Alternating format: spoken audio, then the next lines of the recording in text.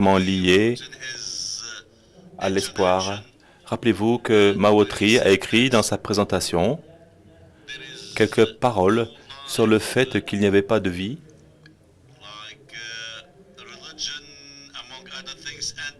comme sans religion, et ensuite il a parlé de l'espoir.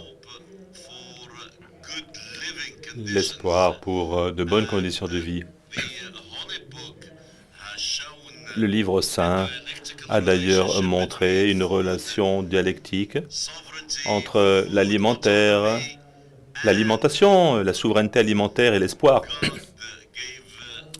Dieu a donné au peuple de Quraysh la stabilité, la sécurité, avec de bonnes conditions de vie et une stabilité économique. Ce sont des éléments majeurs de l'espoir. Nous avons des orateurs de premier ordre, une élite des penseurs de premier ordre. Et cela est inhérent à cette conférence. Des gens qui ont des compétences dans la science, mais dans le même temps, un niveau de pratique éminent. Nous avons avec nous son Excellence M. Othman Khan, une personnalité éminente qui a travaillé au sein de la Banque centrale mauritanienne, qui a également travaillé dans la Banque arabe de développement pour le développement, où il a passé plus de 20 ans au sein de la Banque arabe de développement. Il est ensuite devenu président de la Banque arabe de développement. Ce n'est pas simplement un scientifique avec un diplôme de Polytechnique, des meilleures écoles d'ingénieurs françaises. Nous avons également la jeunesse. Of this, we have an economic youth, and amongst them, Dr. Bereji Noblo from Benin, and he is also an editor, writer, publisher of many books. He has a book on the future of Africa, which deals on the topic that we will be tackling, and he's also a member of the Club of African Economists. We have Dr. Ghada Fouad. She's the president of the Center of African Studies in Egypt. She has articles and books in the field like water security. Welcome, ma'am. We have also with us Ousmane Cham from Senegal. He's an expert known in the field of environmental studies. He has a book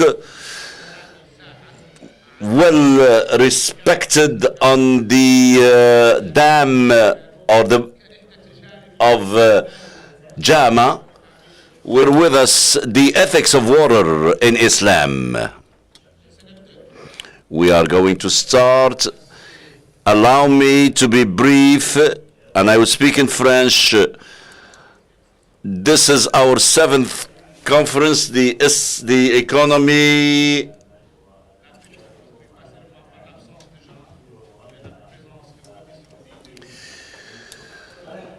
I will not remind you of the African context. We have talked about this all day yesterday and this morning, but I would like to insist that we will talk about development. We will talk about the specific aspect which is in relationship with the water as source of crisis and conflicts, and also as a source of life, of collegiality, innovation, and social justice. We are going to ask our first speaker, our guest of honor, namely His Excellency Ousmane Khan. I have the pleasure to have you here, Your Excellency. As I said earlier in Arabic, you are a man of the field. trained and graduated from the big schools in France. You were Minister of Economy in Mauritania, Vice President of the African Bank of Development. Recently, a few months ago, you have enriched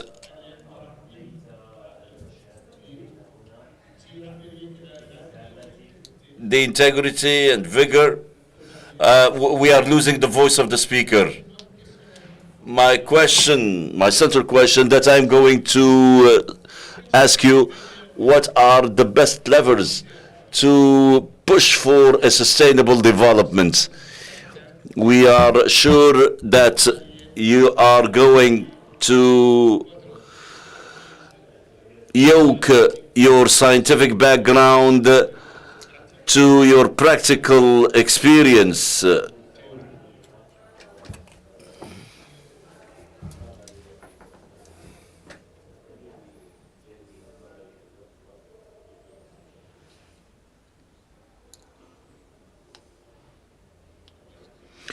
Peace be upon you. I would like, first of all, to extend my thanks to Sabia for his introduction. I would like also to extend my thanks to the people behind this conference. And by saying so, I would like to address my greetings to the gentlemen behind this conference and peace in Africa. My due respects that we all oblige us to make us that such an event be up to the expectations of its initiator. And this is what I will try to do. Dr. Mahfoud has mentioned and asked me to identify the best levers for a sustainable development of Africa, the future, and meet the needs of the present while bearing in mind the future, so that we could satisfy our needs today and at the same time not jeopardize the needs of our grandchildren. It's a notion that is different from what we call growth, measurable growth through the GDP. It's a notion that I think difficult to assess in figures, because the present is what prepares the future. The indicators that would be the closest to the sustainable development is human development, and human development take in account the wealth of the country, the income per capita, education, health. It doesn't take into account other things, the other needs. Even the present peace is a need. Serenity and stability is a need. Dignity is a need. Stability, but they are not taken in by the GDP or by income per capita. And we have to think about the future. So we try to go beyond material wealth, GDP per capita.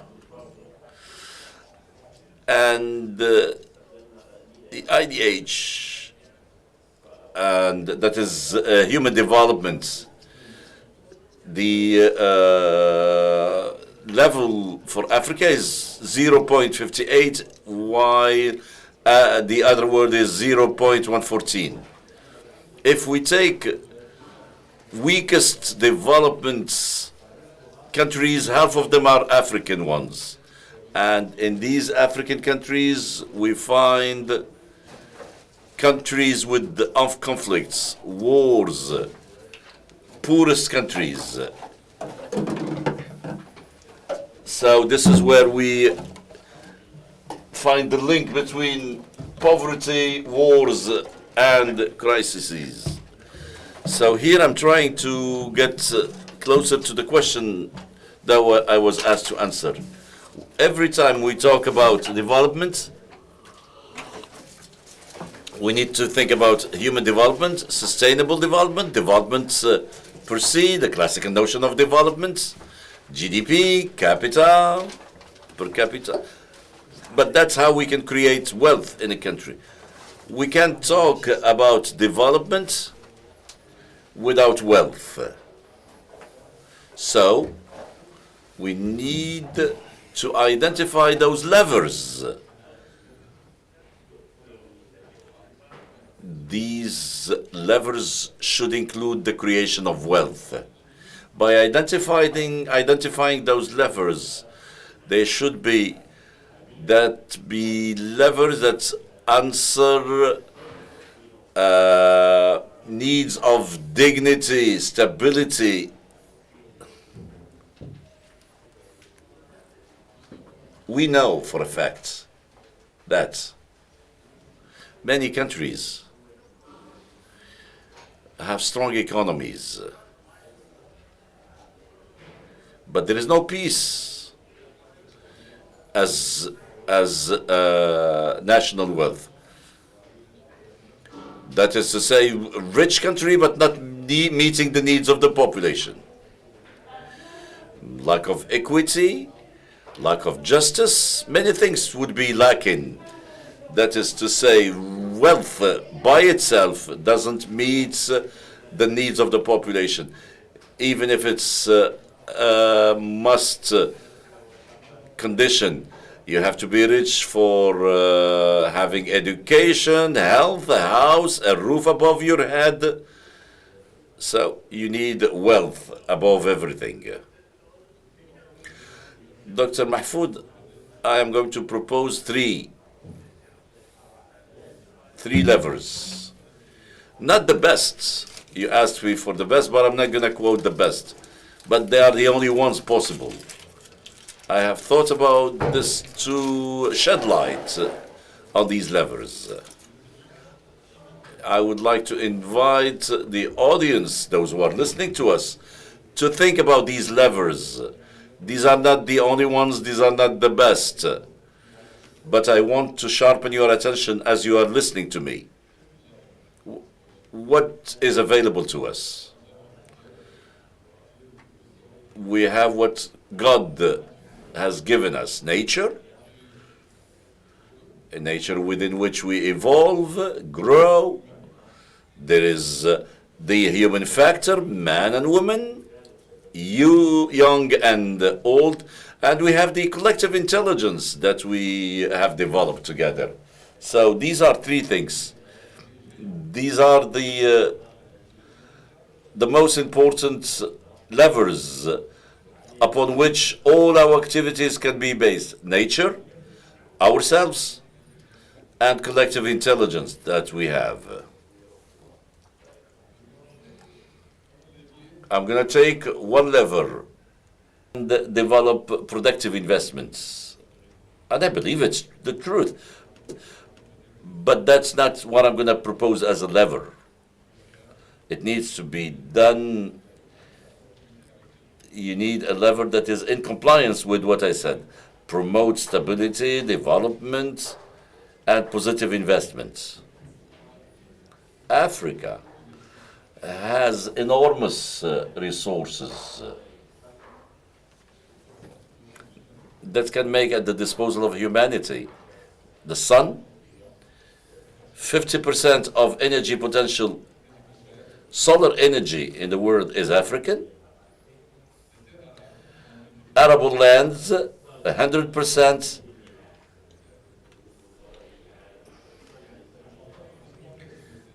But I don't think we can count on these two, regardless how important it is to speed up developments. This is not something that can be developed overnight. And still, it's not the solution. At least for the time being, it's not the solution. Many people would say, to become rich, you need to discover diamond, oil, diamond, gold.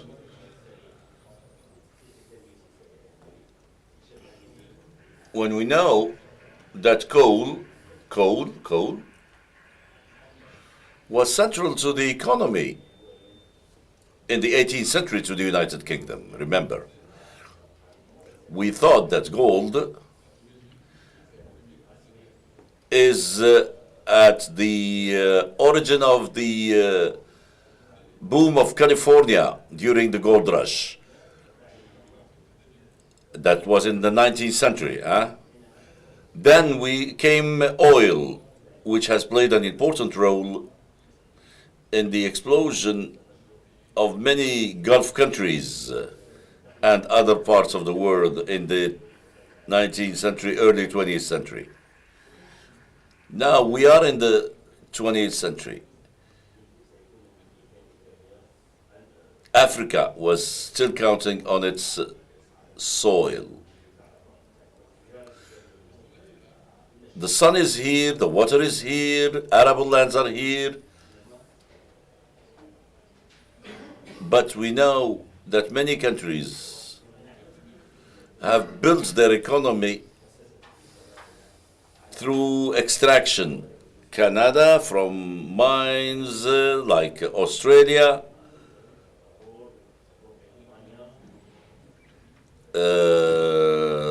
Ruhr region in Germany. But Africa is still suffering and not to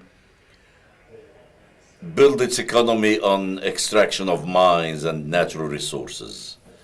But Africa is lagging behind.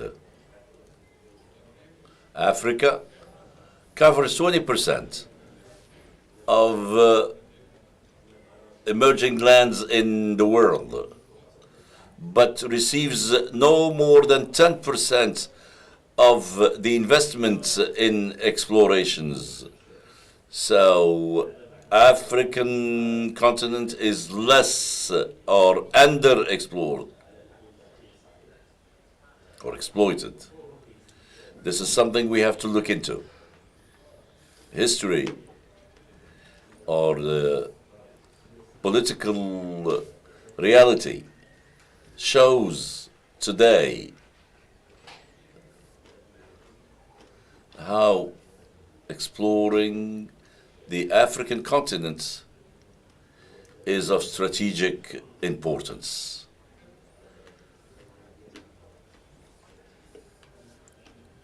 The development of new technologies, the technological transition, digital energy transition has given birth to a race of important minerals. Many wars have started around minerals. Many alliances were built around these resources. Emerging lands, 20% are in Africa. And today we still don't know how many treasures are in our lands. And many countries would love to have what we have in Africa in geological potential. Unfortunately, the Africans cannot take advantage of this if they don't know what is available to them. We cannot negotiate and sell these resources, develop these resources, if we don't know what they are. One priority, in my opinion, is to do massive research. We need to know what we have. We can't develop if we don't know what our assets are. I should say, investing in research doesn't mean that we will find. Look for doesn't mean find, but you can't find unless you look. So we need to invest in research in strategic minerals, cobalt, uranium, lithium, etc., etc. We have to make sure we know what we have and what we don't have. Once this done, we need to give it value. This is not an anachronic idea. We have to make sure the continent takes advantage of it. We need to create economic groups, and Africa should also become a bloc. If I am producing bauxite in Africa and I can send it to Senegal, to Mali, Guinea, to be processed for the benefit of the Africans. Cobalt is African, not to mention the country, is exploited, is exported without being processed. And there are countries send their own instruments, their resources. Zimbabwe is the first supplier of lithium to China. But in 2027, everything will be processed in Zimbabwe. If Zaire can do it, if Zambia can do it, if another country can do it, we need to have a block together. So that's a lever that will give wealth. And to unite and pool our efforts, especially when it comes to strategic minerals. And this will help the country to live the technological transition. To have minerals in your land is not enough. You need to process them, but to process them you need a human factor, human resources. Africa is not overpopulated, nor is it underpopulated. Very often they would tell you Africa is overpopulated. That's not true. I said it. 20% of the emerging lands with the population is 10%. So we are underpopulated. When people tell you that Africa is overpopulated, it's not because there is a race between its demography and its capacity to educate, to take care of its people's health. And this race between demographic growth and its capacity to educate and take care are not parallel.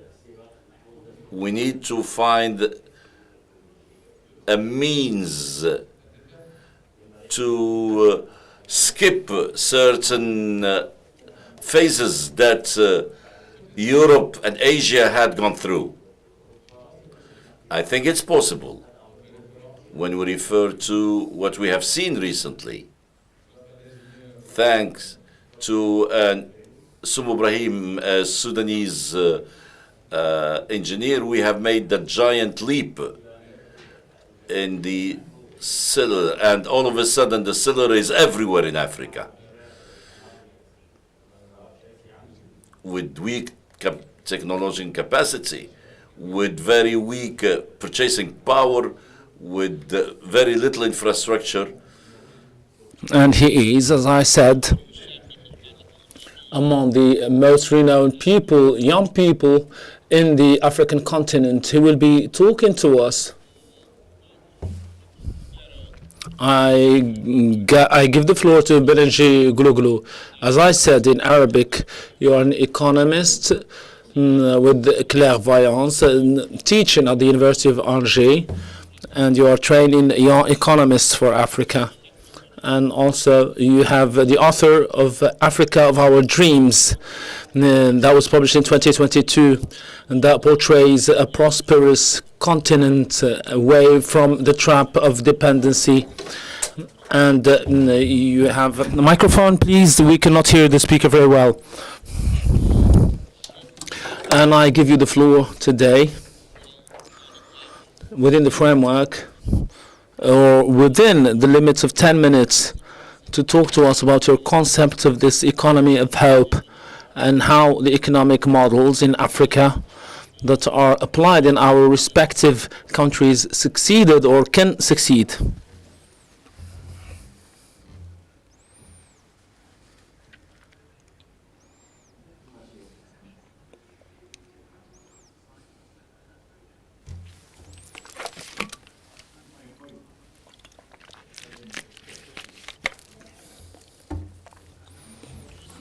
Good morning to you all. Thank you very much, dear organizers, for the invitation. Before starting, I would like to say that I consulted His Excellency, the Minister, and maybe if you would think that we worked jointly and together for the elaboration of the two different addresses and papers, but it was just a random coincidence. The elements that were highlighted by His Excellency, mainly to have a rich soil, is not enough to develop. I will be just highlighting a few elements. We are not victims of which, but we will keep working on them in order to enhance our modus operandi. So, Excellencies, ladies and gentlemen, dear scholars, friends, in our great continent, it's a real privilege for me to take the floor and talk about the economy of hope, most importantly on the stories of African hope. Let me admit that this is a very broad theme, and but I'm conscious that we're all contributing to this hope altogether.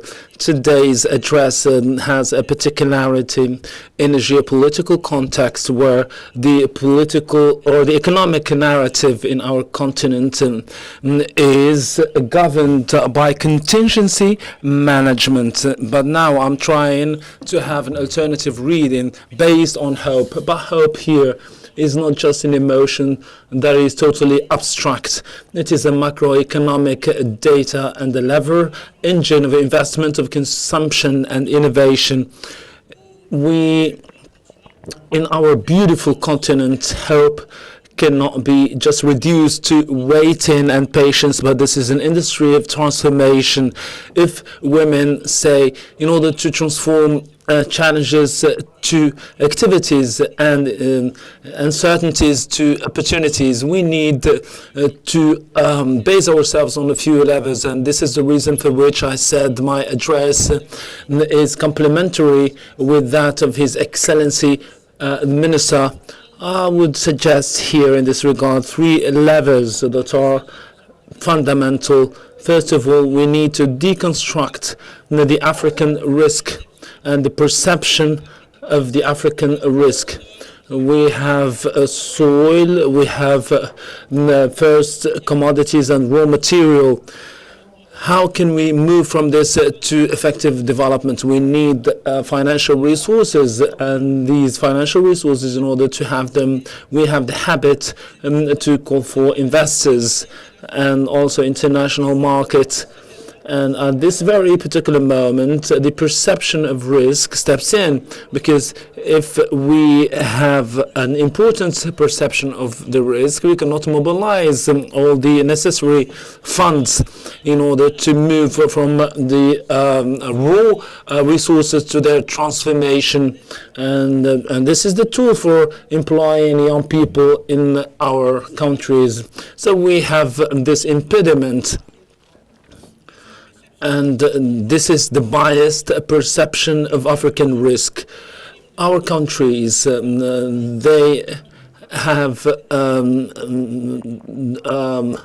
in my PhD thesis last month, I mentioned very clearly the work of the African Bank of Development that demonstrates that it exists what we call the prime of African risk that does not depend on the structure of our economies, but only because we do have a reputation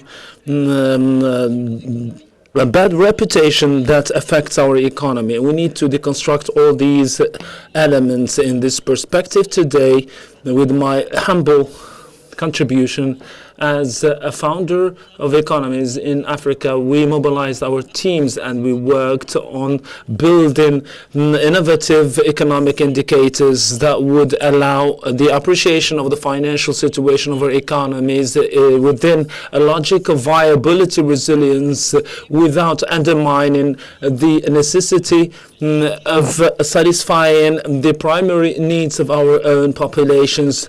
And at this level, the industry or the making of hope consists of retaking control of the economic narrative. As economists, we have the obligation to have an alternative version of our economy, of our respective countries. We are obliged today, although we live outside the continent, we need to present a new vision of economy, a new version of our economy, by highlighting the potentials that are well aware of in reality, and we cannot just fool ourselves concerning this very particular point. The second lever that I'm suggesting in order to build upon these elements is that of stability, financial stability, as an anchorage of trust and confidence, because volatility and uncertainty affects the economy. In my research, we highlighted that monetary credibility is a pillar. We need to have a stable currency and a controlled one, so that the investors and the entrepreneurs accept to take real economic risks. Without a solid monetary design, we are giving away hope at the benefit of just speculation. And this is what would be the common currency in our continent. Within this perspective, I'm really honored to bring today my humble contribution concerning a technical topic in the Central Bank of Mauritania, where important reforms are arguing in order to enhance and bring the well-being of the population. And I seize the opportunity to thank Mr. Governor for all the assistance and support during our different encounters to discuss the management of currency and monetary stability in order to favor the trust of the population and to unleash investment in the economy of Mauritania.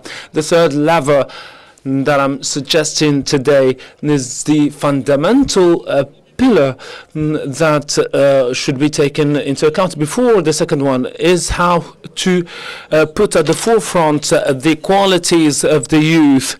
And I said that there are so many risks of that can hover over stability. When we see the dynamic in which other countries subscribe and less developed countries are still arming population and demography in this vein, the making of hope is the opposite narrative and ensures more stability for the youth. Our demography in Africa is very rich, and let's say that man with a capital M who's building the nation. And this is the motto for Mauritania and for all the African continent. By investing in the human capital, as His Excellency mentioned earlier, by adapting our educational systems according to the market needs, we ensure a social pressure into an engine of productivity. And today, the young people need to be equipped with the technical tools in order to come to the right solutions. And we need to build upon technological productivity in several vital sectors in our economy, particularly the agricultural sector that represents a great share of our economy in Africa.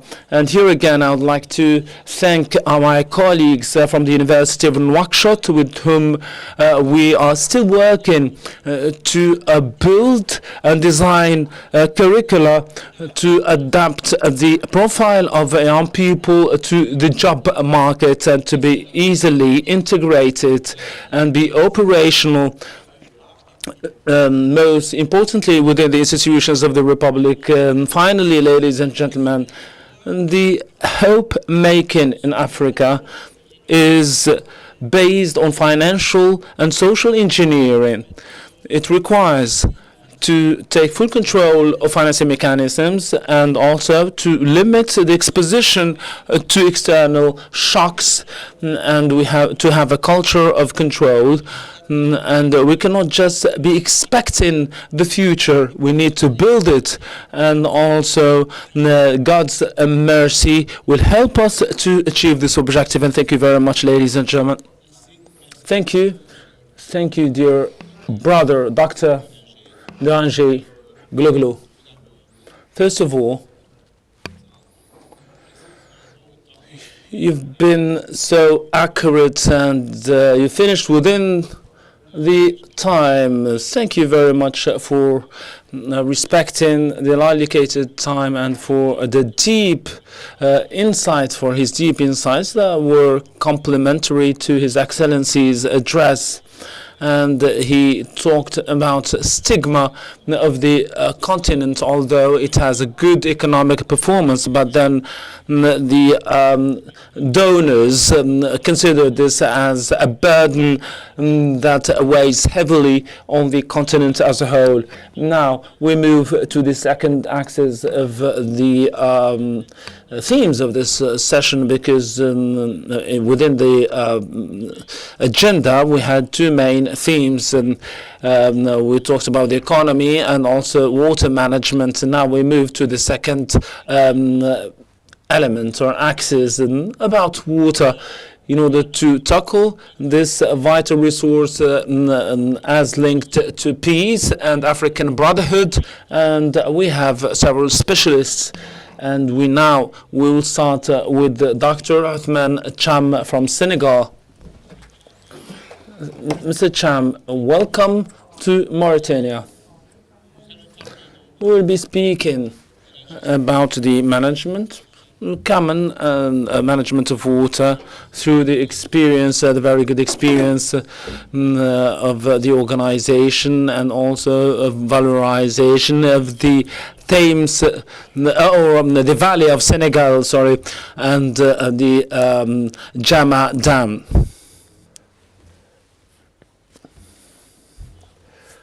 Allow me to indicate that you have 10 minutes, no more.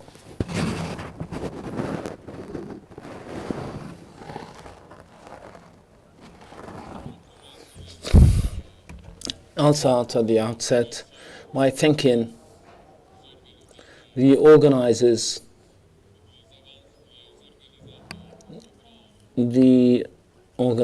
of this esteemed gathering of a reflection and African prospection.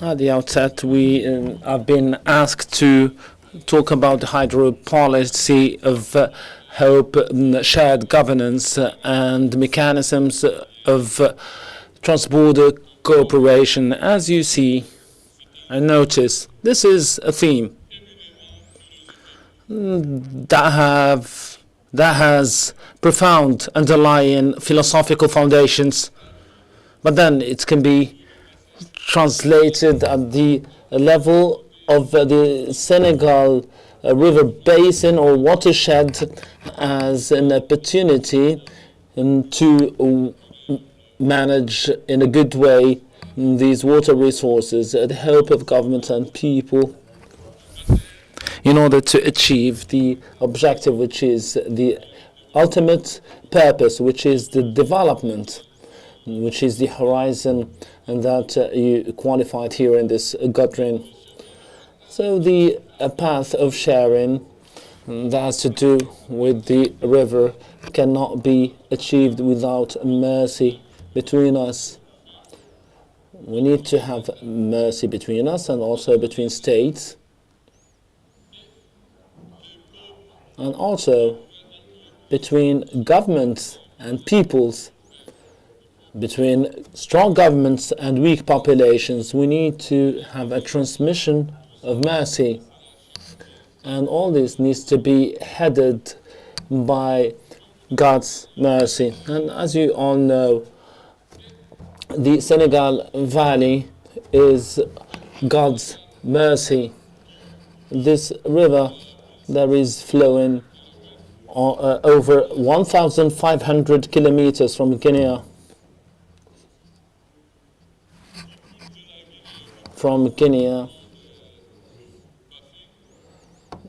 as called Buffin, and gathers in Mali with what we call in Buffalo Bay. This is the Malian territory where the Senegalese river is formed. We cannot hear the speaker very well. So we have four main rivers, and people specialists in geography,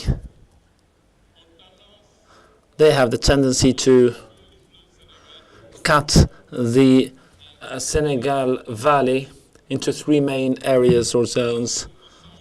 Three zones that are at Buffin, the first one, and another one at the watershed that starts from the source up to Bakel,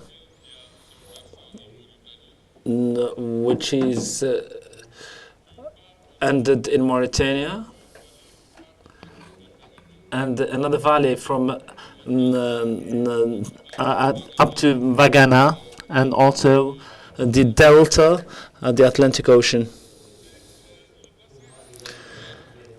And the watershed in reality is between Bakel and Dagana or Saint Louis.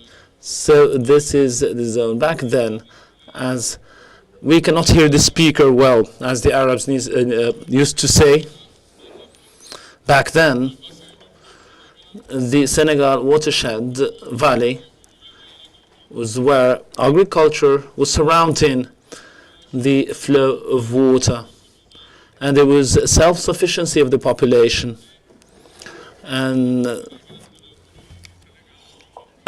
this brings us to think about the governors of Senegal from 1922 to 1925. You have a storage of seeds, because sometimes we have floods that allowed the population to be self-sufficient in terms of agriculture. This relative prosperity for the Senegal Valley, as it is the case of the Sahel,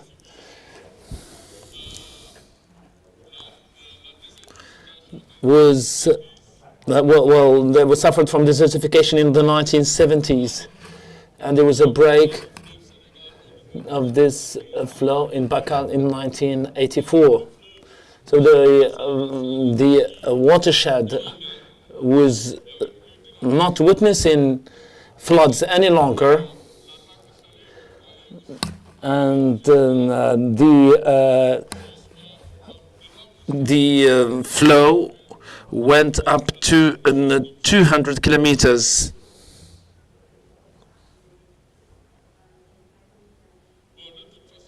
At any rate.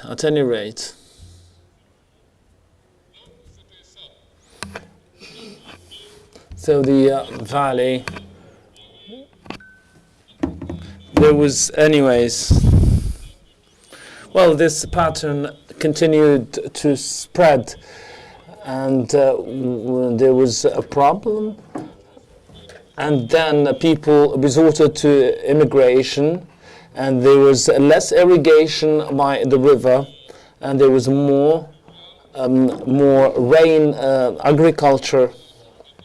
and the population was affected by this change, and there was an exodus towards the capital of the country. And when we talk about political ideology, the Senegal Valley is God's mercy, because the politics of states to highlight the value of the Senegalese river is bearing so many hopes. It is the reflection of God's mercy. It never rains at the level of the watershed, and most of showers, it is at the level of Guinea. So water is flowing from Guinea towards Mauritania, or rather conversely. In this situation, when we have this valley with more than 1,000 kilometers, this is God's mercy. So the political will to valorize this valley is our hope. Given this situation that is so tragic and dramatic, we had the Nouakchott Convention. In 1972, we created the OMVS that gathers three countries that are Senegal, Guinea, Mali, and Mauritania. And the fundamental elements or purposes is to secure and to increase the revenues of the inhabitants neighboring the valley of Senegal, and to make the economies of those regions less vulnerable, and to save the natural habitat, and to maintain ecological balance, and to accelerate the economic development of the member states by intensive cooperation and sub-regional cooperation. The management of the Senegal Valley started by the biggest dams. This is a super colossal project that allowed the creation of two dams, one in Jama, that starts with La Langue Salée, and a hydropower dam in Bafin, in order to allow the development of agricultural development of the zone of the valley watershed, and also to navigate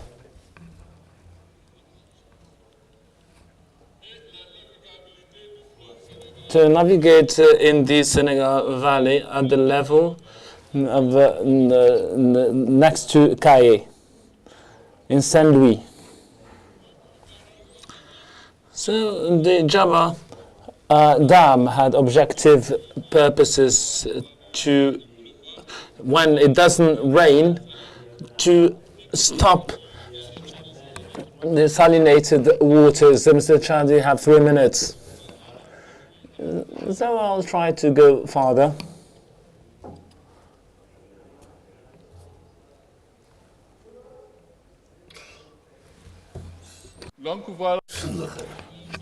So this is what we have from the dam. We have much water at the level of the dam.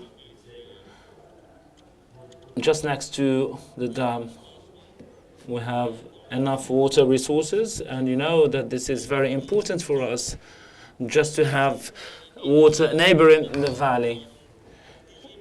And for the areas that suffered from water problems, now the management of the water resources is very complicated, and we have facing so many difficulties in order to ensure or to meet the demand of the users, and the problem of control or management of water. So how can we better capitalize on this vital resource that is available.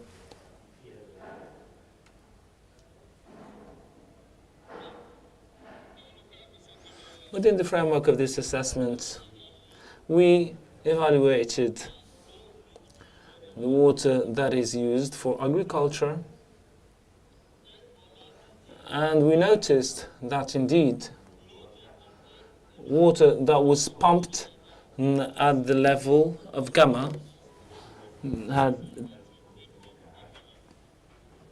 more than 200,000 cubic meters per annum, and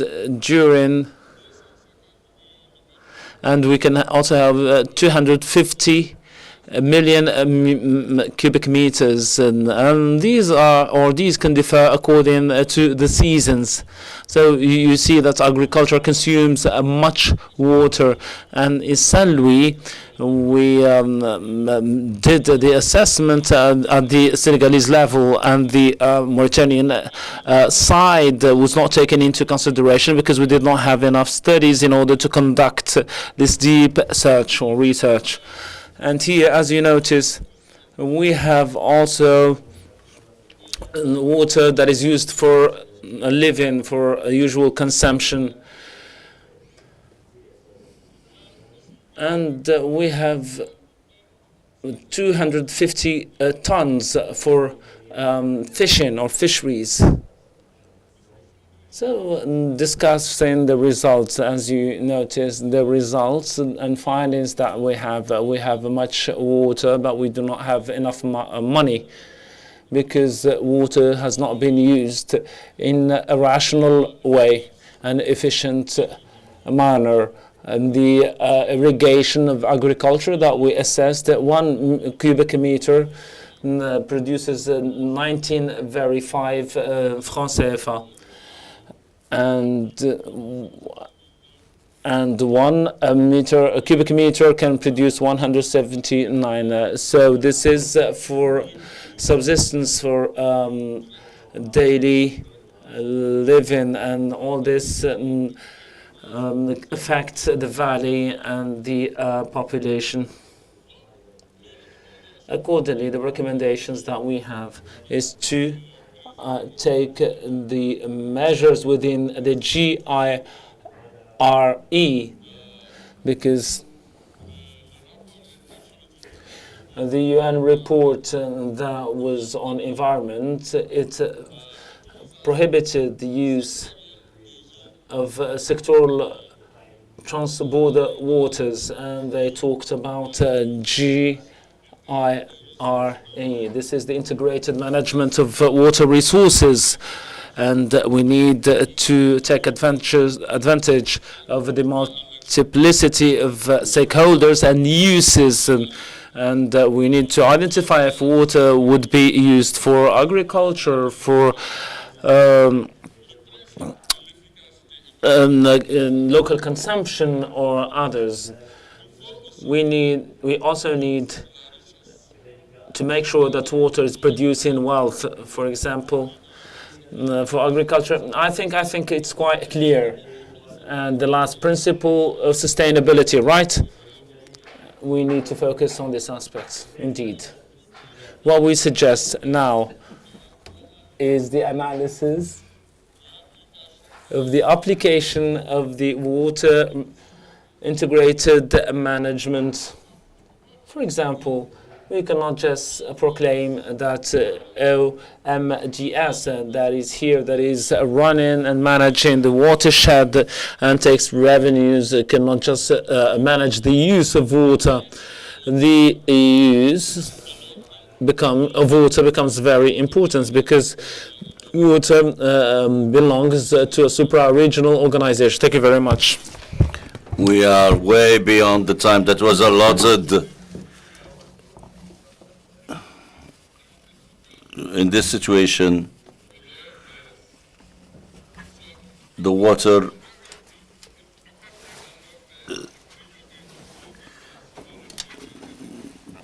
okay, they're very clear. When you have water, and you don't care about how you are using it. Water can be depleted, can be polluted, which creates problems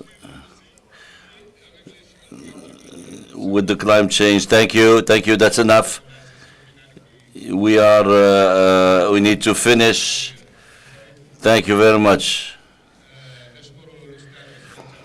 Thank you, Ustad Sham, for your conference,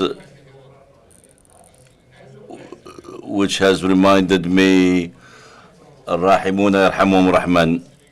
And he says that the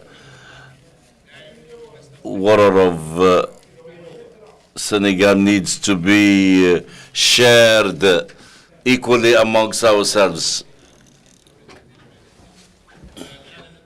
Now we move to Dr. Ghada Fuad from the Strategic Studies, African Strategy, talked about the same subject from a different angle. That is with the challenges that water creates on Africa. 10 minutes, ma'am. 10 minutes. 10 minutes, lady.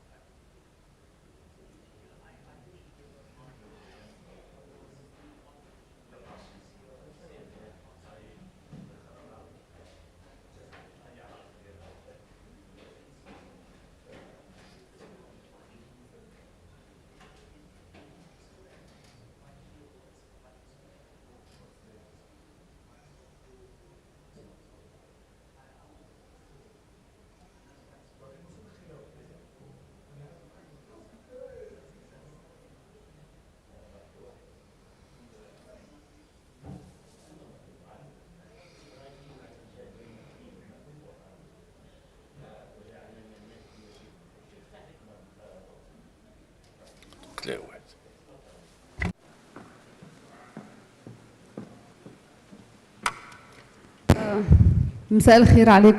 Good afternoon, Dr. Ghada Fudan from the African Center of Research in Egypt. Thank you for having invited me today. We're going to talk about an issue that our planet is living. It's an existential problem. Existential problem because in Africa we are suffering from scarcity of water. Not poverty, but acute scarcity of water. In 1995, the World Bank President Ismail Sarajdin says if there are going to be wars in the 20th century, now in the 21st century it's going to be wars on water because it's becoming a strategic tool. So the sixth objective of 2030 Sustainable Development is that by 2030 we have to have drinking water for all the populations. Unfortunately, by 2026 came the first report of the Water and Health and Environment Center. Says that we are into the water deficiency or bankruptcy, so to speak. So is Africa, does it have enough water that it can live on in the 21st century? As a matter of fact, we have water resources. We have the longest river. We have the deepest river in the world. We have 64 basins, and we have most of the rivers are shared by countries, and this is, and you have the Nile shared by 11 countries, Niger, Senegal River, etc. So all these rivers that are shared by country create problems, as you know.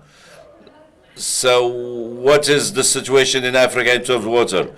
This is a new map of the risk water or water risk.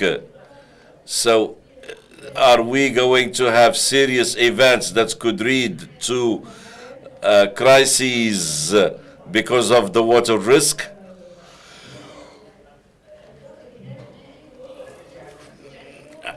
So water stress, meaning I have high demand, more than supply. So more demand than supply of water. So this is what we call water risk in Africa. Now let's look at drinking water in Africa. So what we have, unfortunately, is that some countries that are rich in water and others who are poor in water. So the north of Africa is countries that have scarcity of water, and that's the most important thing we can look at. That is to say, I have sometimes enough water, more water, but I don't know how to restore it or process it so that it become drinking water. And this is exactly the case in Ethiopia. So what are the impact of scarcity of water on the African society? The UNESCO 2030 report says that 190 million kids in 10 African countries are facing three main problems, health problems: lack of drinking water, lack of hygiene, and health. Also, the last report from the United Nations shows how Africa is suffering from the scarcity of water or the rarity of drinking water in African societies, especially in the rural areas where countries cannot store water. And one of the problems that we are facing is that women need to walk for a minimum of 30 minutes on a daily basis to collect water. And this paper talked about how the movement of people searching for water creates crises, creates conflicts, and people now are not only doing what we call rural exodus, but now from one country to another, because this is creates serious problems in society. And now we have many conflicts in Africa because of this movement seeking water. Now 400 million Africans don't have access to drinking water, according to the environmental situation in Africa. Now, this is a girl from Darfur. She has serious problems because she's looking for water. She's 13 years old, and because of drought, 400,000 people in Malawi have immigrated from one country to another. Now, this is water security. Water security in view of the scarcity of water, in view of the lack of drinking water. Countries are now fighting to have water security. That is to say, what do I mean by water security? Enough water that I can use for drinking. So I need to have sovereignty over the water. That's what we call hydropolitics. Whether I am a country of origin or a country of ending, that is to say, where the river ends. So another here, look what's happening in Africa in terms of drinking water. 3/4 of the world population are categorized as living in lack of water, scarcity of water, or excess of water. And Africa has that issue of lack or scarcity. Now, what has this resulted in? Conflicts.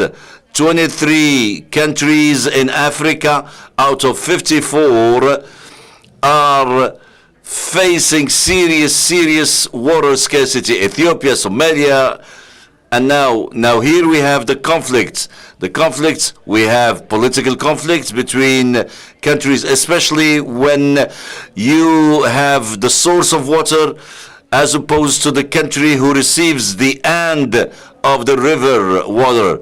And here countries want to monopolize that water, want to manage it unilaterally, and that gives water problems. And sometimes we have pollution in water, and countries who receive only polluted water when it crosses their cities or areas. Now, again, we have another serious problem is the rivers that are shared by more countries. Remember, we said the Nile is shared by 11 countries. Unfortunately, there is no negotiation, no discussion, no way of solving the problem. Remember what happened between Sudan and Egypt in 2015, and Ethiopia and Somalia again, and Angola also, because some countries build dams without asking the opinion of the other countries, and this has given birth to many civil wars and wars between countries. So here what happens is that we have different powers. Now, if you look at Angola today is trying to build a lot of dams to monopolize that water so that it could give to its fellow citizen better living conditions, but at the expense of Botswana, which has a natural reserve that is dying today. Botswana has an important natural reserve that is the main touristic resort and source of income, and if it were to die, there will be extinction of animals, there will have no access to water. So now we have facing important conflicts about water. Now here again, other conflicts because of the pollution of the rivers. Congo River, Shari River, the Victoria Basin, and the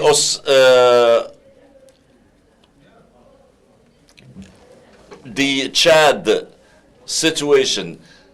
If you look at the map, you are going to see that many fishermen are today unable to fish healthy fish, which is the only source of income for those fishermen. Today, not because I'm Egyptian, but Egypt has deployed a lot of effort to treat the water to make sure there is no bacteria so that countries can receive healthy water. Because if we were to forsake it, Egypt itself will suffer from those bacteria.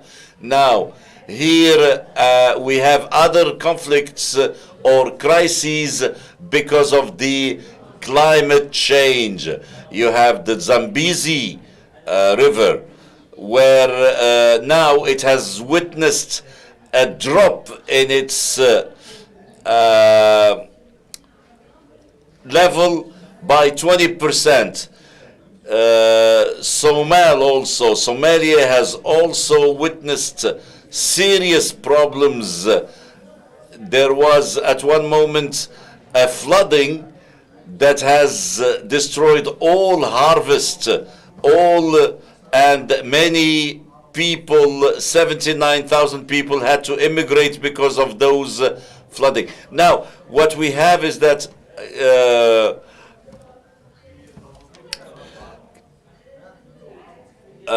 climate change led to many floods or droughts. I talked about the Nile, and in the Nile we have Egypt, the Sudan, and Ethiopia. So today Egypt is witnessing a serious, acute, I would say, lack of water. We have an annual deficit that exceeds 54 billion cubic meters.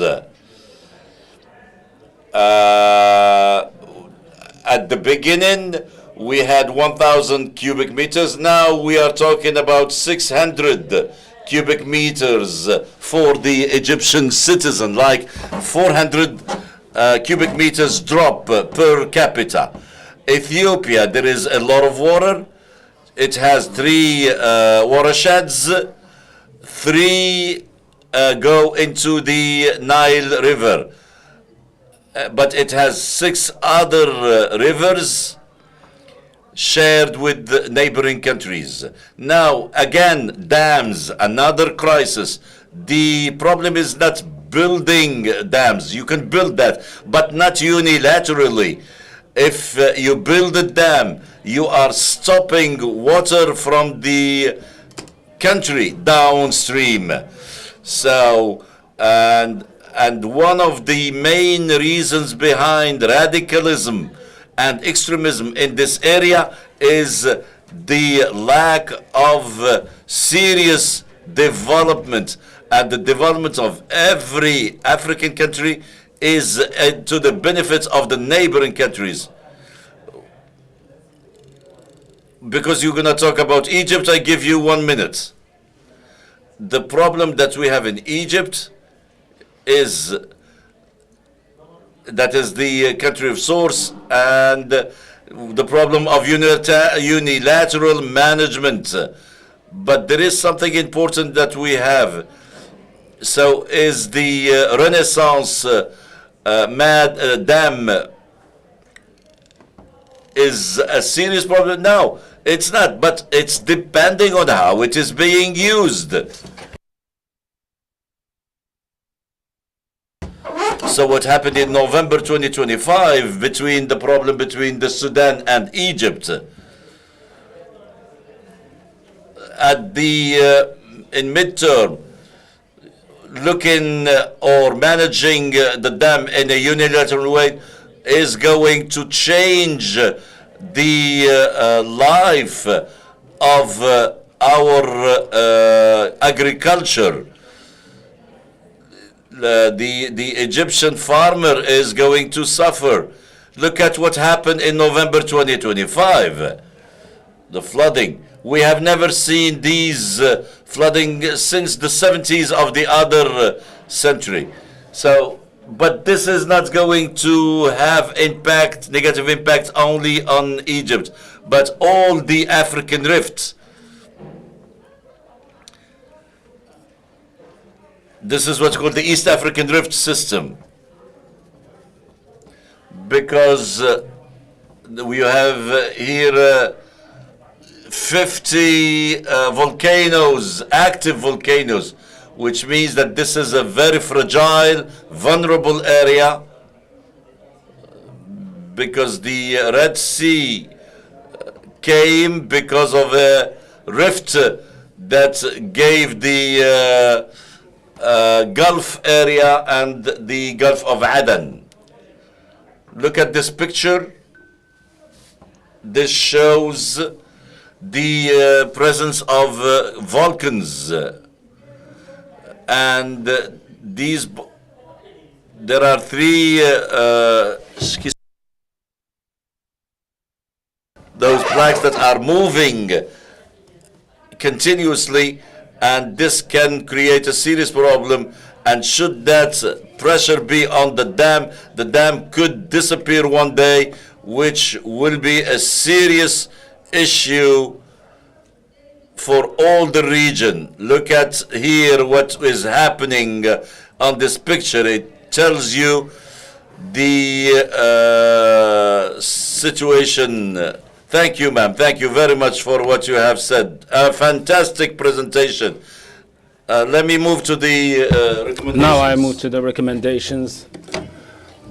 A whole region in the western side of Africa is very important. We have so many earthquakes on a daily basis in the eastern part of Africa, especially in Ethiopia and also in the riparian areas. And we do have volcanoes, and there was a volcano that was not active since 12,000 years, and just a month and a half ago it was active again, which means that this region cannot afford being in more risks. Otherwise there will be total destruction to the whole peoples in this region, and Egypt would not bear any more disaster or overflow of water, because it will flood Sudan and other regions. And thank you very much. Thank you, Doctor. And now we need to respect the due time in order to move to the closing session. Now you took almost 20 minutes. Thank you very much for your address.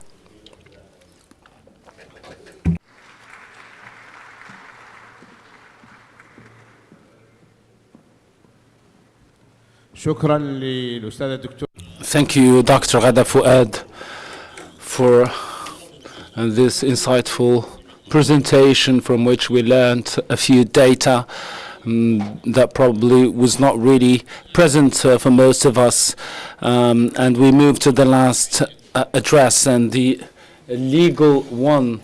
And this will be the closing address about the ethics of water.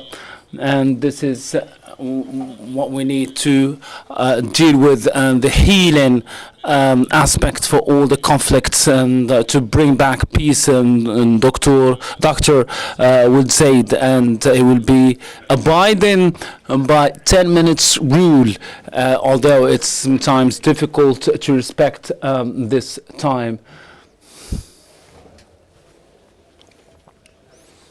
In the name of Allah, most gracious, most merciful, and praise be to God, and peace be upon his Prophet Muhammad and on his companions and kins all together. This address deals with the Islamic perception of water through the analysis of jurisprudence structure, and also to keep in mind the concept of replacing God on earth in order to manage the resources. And we move from the crisis of the modern water crisis that reflects a flaw in the ethical perception before it is a technical problem.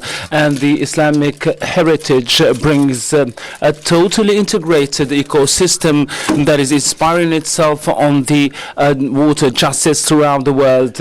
The issue of water in the modern era is among the most important geopolitical challenges, and that affect the stability of the society and state peace, and we cannot just confine ourselves to the technical aspect. We need to have an ethical paradigm through which we deal with the issue. The religious or Islamic view.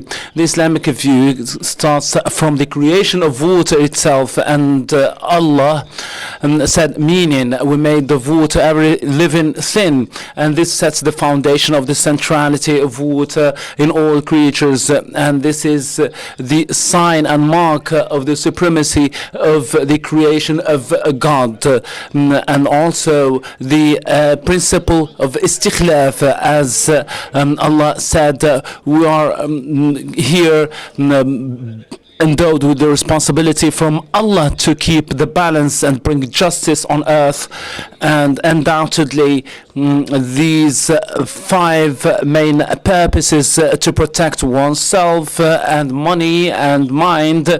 We cannot achieve these goals, as Shatibi said, unless we manage wisely the resources, among which water. And Ibn Khaldun said that we need to cooperate in order to maintain survival, and whenever there is lack of balance in a resource, there is a lack of equilibrium in living conditions in general, and the water is filling our principles in our religion. And as the Messenger of Allah said, meaning people are joined to 3 things: water and food and fire.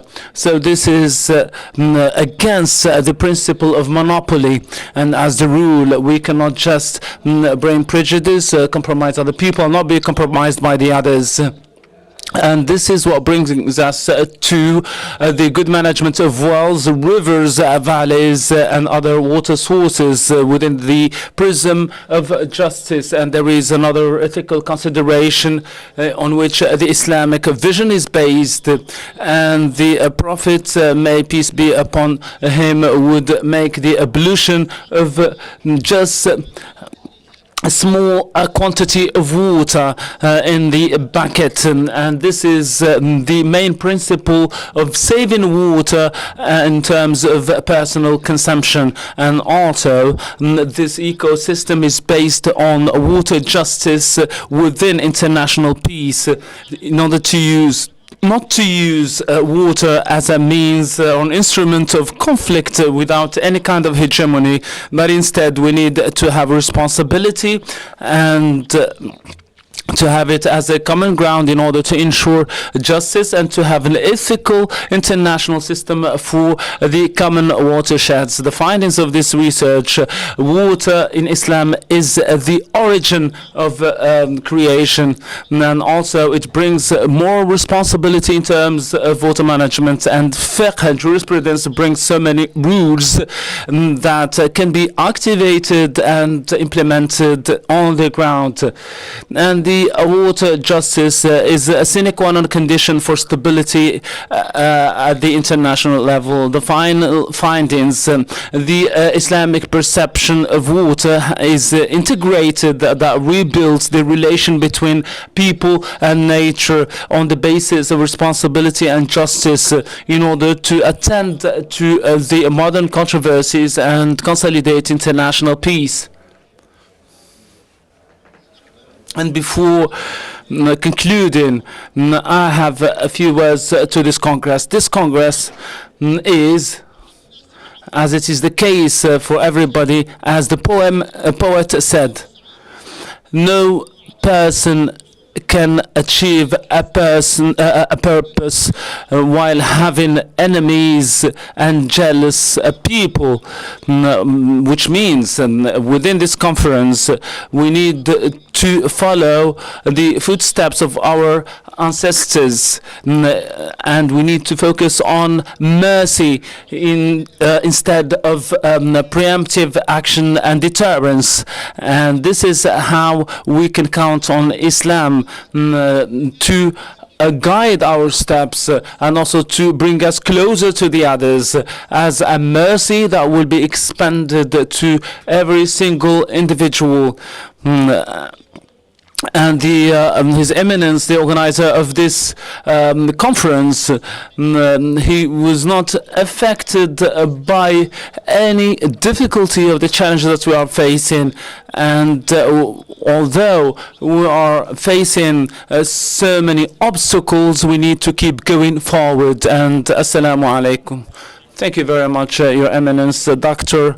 Woodzaid, for reminding us of these ethical principles that are deeply entrenched in Islam, in the management of water, this vital resource that was bestowed upon us by Allah, and we still have, because the final session is that of the closing session, and we are preparing for it, and we are waiting for His Eminence and the other personalities and renowned figures that will join us. We have 10 minutes for questions, Q&A, in order to debate a few of the ideas that were raised. So I have a few hands raised, and I have a request from Dr. Ahmed Saghir Mbaik from Senegal, and he's the director of the Islamic Institute in Senegal. You have the floor.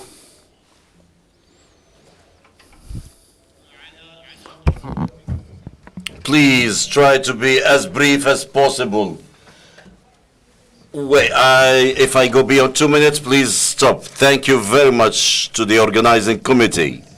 Thank you to the speakers for this very insightful presentations. I want to thank our interpreters who are doing a wonderful job, and they have been working hard today. If there are presentations that are quick, I see that was difficult, but they did a wonderful job. So I want to thank His Excellency, Mr. Minister, with regards to something very important, which has to do with the demography.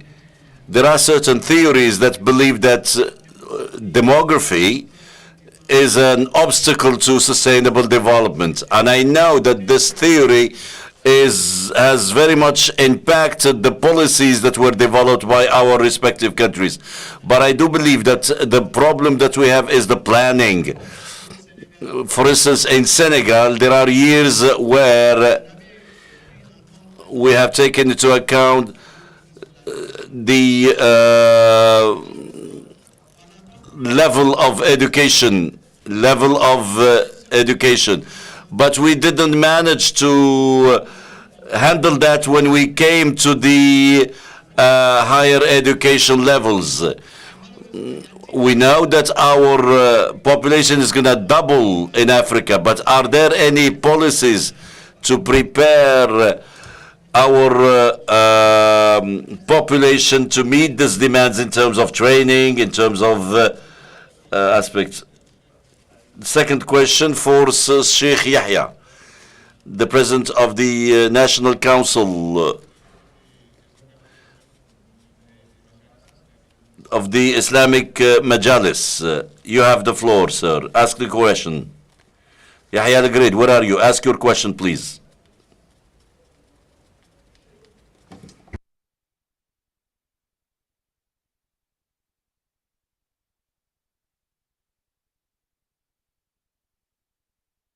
I won't be long. Thank you, Mr. Chair.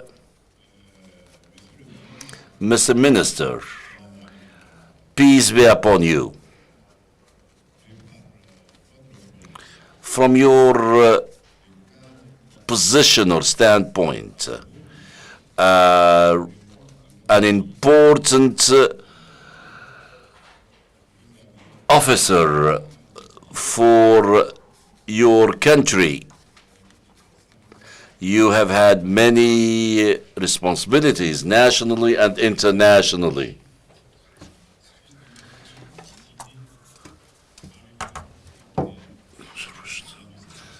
You have really impressed us by your presentation. We do acknowledge that.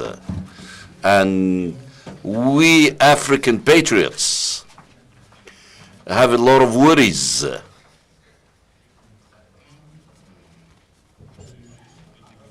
as to the African economy.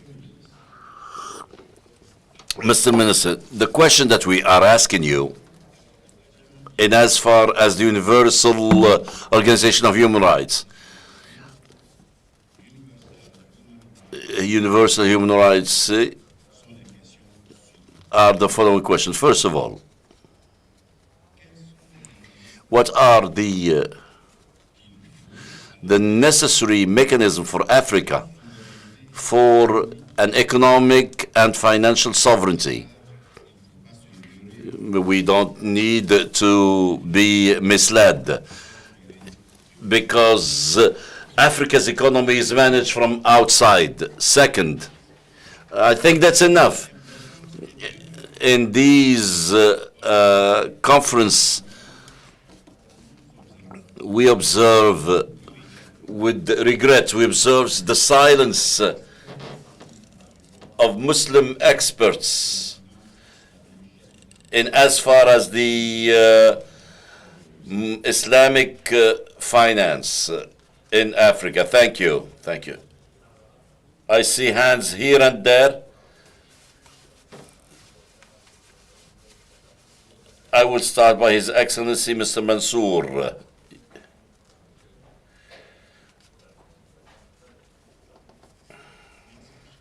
Thank you, Mr. Chair. I find myself in the speech of his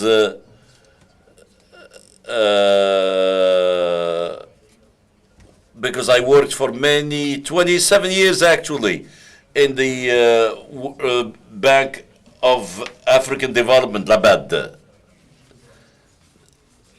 You said something, Your Excellency. You said we were not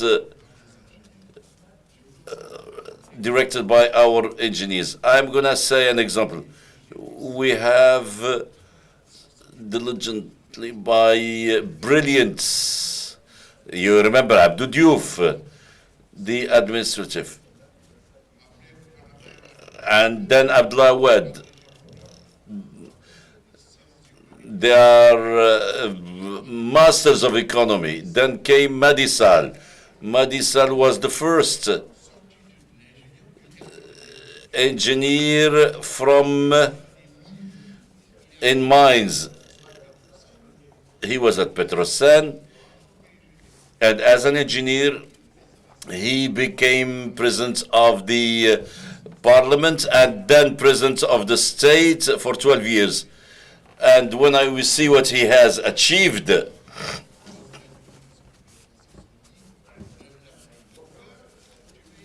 I told him,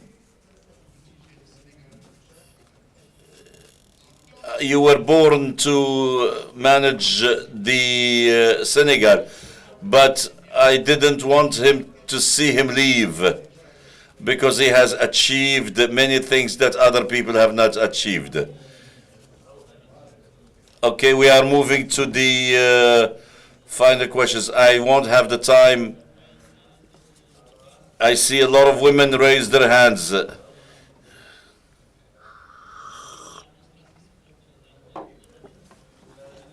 So I give the floor to the lady from Tunisia, Munjia Swalhi. Stand up, lady, so that they can see you. And that's going to be the last question. And then we will give the floor to His Excellency to answer your questions all. Thank you very much. I have some comments about what Ghada Fuad said. First of all, we have a serious water crisis, and water is the source of life, as you know it. We have problems, and among these problems is the dams that are 40 and 50 years. They are not rehauled, and we have basins that were we call them fusqiyats. We have also industries that use a lot of water And today we need to look into that as solutions for the future. I can't add anybody. Mr. Minister, please, can you answer the questions? We don't have a lot of time, please. Can you, one last word in 2 minutes maximum, please? I wish I could answer all the questions that were asked. But our big sheikh is waiting, so I will be very brief. I can answer those questions in other opportunities in the future. I want to thank the initiators of this conference who have given me the chance to share with you these beautiful moments. So we are running out of time. I want you to remain seated. Don't need to leave and come back because the closing ceremony will start as soon as our Maulana al-Imam arrives. May God assist him. Wassalamu alaikum wa rahmatullahi wa barakatuh.